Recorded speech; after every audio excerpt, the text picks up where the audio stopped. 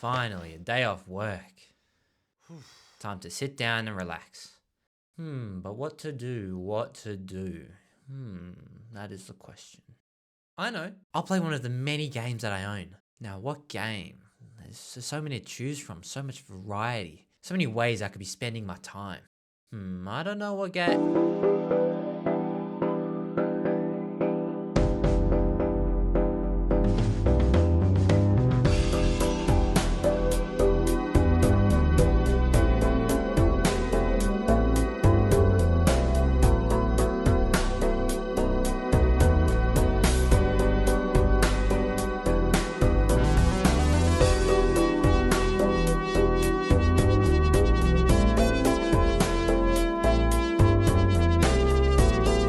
Balatro is a game that really needs no introduction, but I'm gonna give it one anyway. Developed by God himself, LocalThunk, over the span of 2.5 years, Balatro is a deck building roguelike game where the goal is to score as many chips as possible. You score chips by putting together traditional poker hands like a pair or a flush, and the harder the hand, the more chips it scores. For example, a pair gives you the base of, whereas a flush gives you the base of, so therefore the flush would earn you more chips. Each small, big, and boss blind requires more chips to be scored than the last, and when you defeat a boss blind, you move on to the next ante, all the way up to ante 8.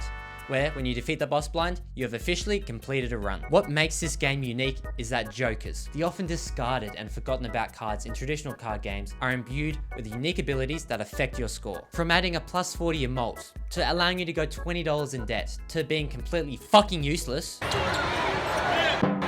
no! Trash ass nigga! These jokers allow for some crazy combinations to be made, and they're what make reaching the big scores like 1,000,000 chips possible. Of course, there's a bit more to it with tarot and planet cards and even more stuff to find, but that's basically the premise of Balatro, and it is one so simple that it's a surprise that it hadn't been done before. Like, it's such a good premise because when you hear it, you're like, fuck, of course. Why didn't I think of that? Stupid idiot! It was released 2 years ago to critical acclaim and massive commercial success. I mean, it holds a 90 on Metacritic, and in 8 hours, it had made $1 million.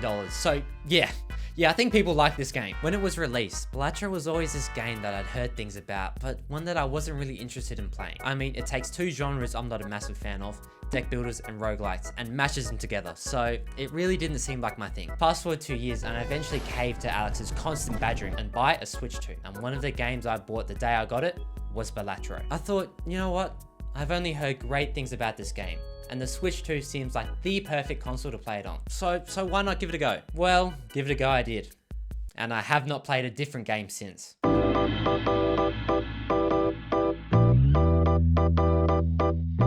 I am now what you would classify as a grade 1 Balatro addict. I have not been able to stop playing this fucking game. This joke has got its hooks in me and will not let go. I had always heard that it was an addicting game, but I was like, those people are weak.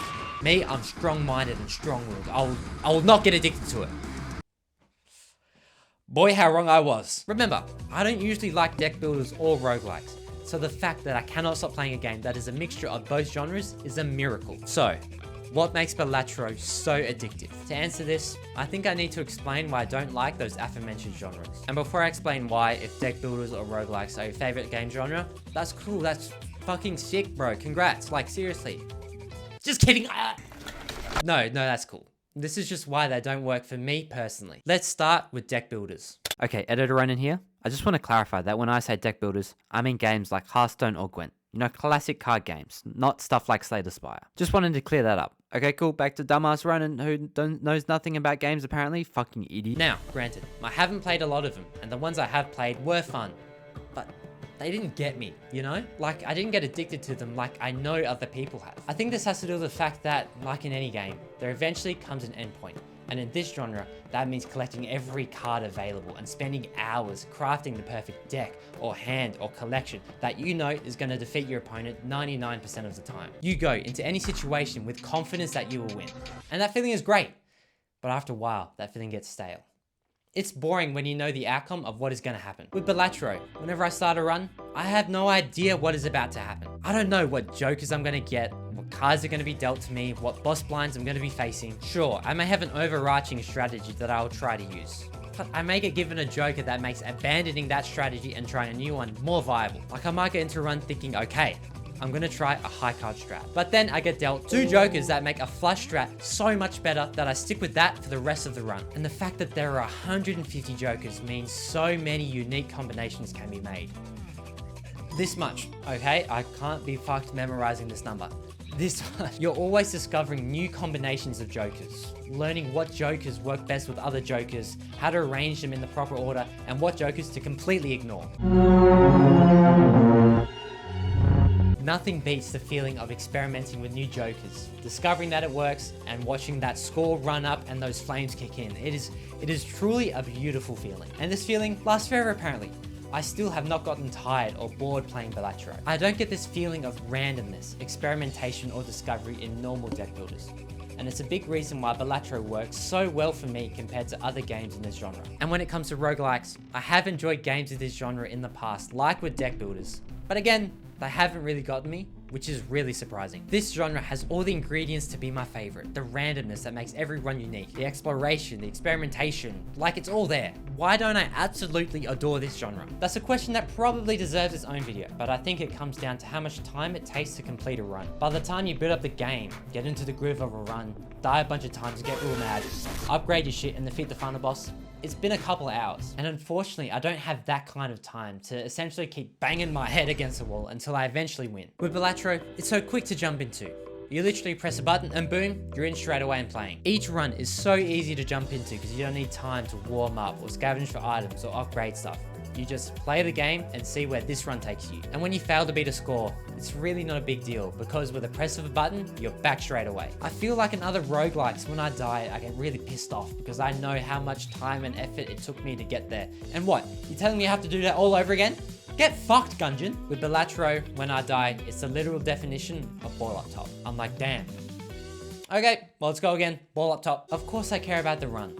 But when I die, I know I can quickly get back to that point or end up with an even better run. So there's very little time and emotional investment with Balatro. I can just pick it up and play it. Unlike with other roguelikes where I actually have to sit down and really play them. Balatro somehow takes these 2 genres I don't really like, combines them, and comes out the other side with probably the most addicting game I've ever played. I actually can't stop playing it. Like whenever I have any spare time, no matter how long, all I end up doing is just staring at my Switch 2, playing it. It's addicting mainly for the reasons mentioned earlier, but there are so many little details that add to this addiction. The music is probably the greatest game OST ever made. It had to fit the vibe of the game, be catchy and original, have variants to it, and most importantly, be one that people will not get annoyed by as you're going to be listening to it the entire time playing. This is a lot to ask. So it was probably made by some high-level Hans Zimmer type composer, right? Nope, it was Louis F., some dude you probably never heard of because he was on Fiverr, a freelance website where he commissioned stuff for $5 when he made this music. It is so enchanting, and it complements the game so well that I can't imagine playing the game and not hearing the bum bum bum bum bum bum bum. The sound design is also incredible. I'd need the sound effect of the flames kicking in and the cards being reshuffled into the deck, injected into my veins right now. Holy shit, I'm gonna come. The art of how the Jokers look is incredible design. How they all look different but have similarities based on what they do, making it easy to work out their effects without having to look at the description. Like you can tell that these 2 Jokers are related, and that this Joker is the devil and you should never use it. There is just so much to this game.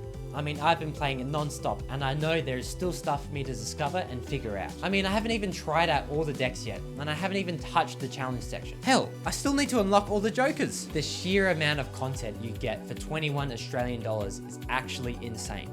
And I truly believe that Balatro is one of the greatest games ever made. But man, I fucking hate that I play it.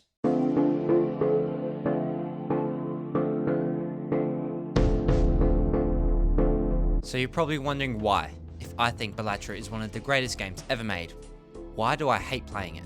It comes down to the fact that with my limited spare time, I feel like I could be doing so much more, experiencing so many new games or movies or TV shows.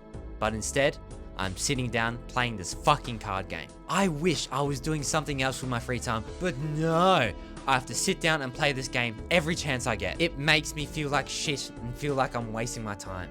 It's like fucking scrolling reels. That's how addicted I've become. Bro, even making this video, I'm procrastinating because instead of writing about Balatro, I am too busy playing it or watching this guy be so much better at the game than me. Seriously, How is he so good? One of the major reasons I bought a Switch 2 was to get the online membership and play classic Nintendo games that I've never been able to, like Mario 64, Majora's Mask, Banjo-Kazooie, Wind Waker, Ocarina of Time, you know, just some of the greatest games of all time. And yet, with all of these incredible games at my literal fingertips, I choose to boot up Balatro every single time. Even though I love this game, I don't love the fact that it is stopping me from playing other games I'm wanting to play. I have a back catalogue of at least 50 games that I've bought and not played because I'm an idiot who loves flushing money down the drain. I'm really wanting to make my way through this absolutely huge back catalogue. Like, I want to play Resident Evil 4, Final Fantasy 7, Spider-Man 2, the first 3 Metal Gear games, Psychonauts 2, The Stanley Parable, Spider-Man, I said that, Dead Space, Dishonored, Bayonetta 2, I think I said, have I said that? I don't know. Bayonetta 2, the Dark Souls trilogy, Thank Goodness You're Here, Animal Well, Neon White, plus so many more. These games can offer me hundreds, maybe even thousands of hours of unique content that could change the way I see games. Or maybe even life. I could be diving headfirst into these incredible games I already own and have an amazing time. But, are any of those games I mentioned before Balatro? No. And right now, that's the only question I care about. No other game or piece of media can make me feel like how playing Balatro makes me feel right now. And that's something I have to come to terms with. Don't get me wrong, other games have consumed me in the past. Red Dead 2 and Breath of the Wild are the main two. But they're completely different games compared to Balatro. They both have massive and immersive open worlds you can get lost in for hours. Balatro, I'm playing fucking poker, dude. Seriously, I'm just sitting down playing poker. I have never been hooked with a game like this.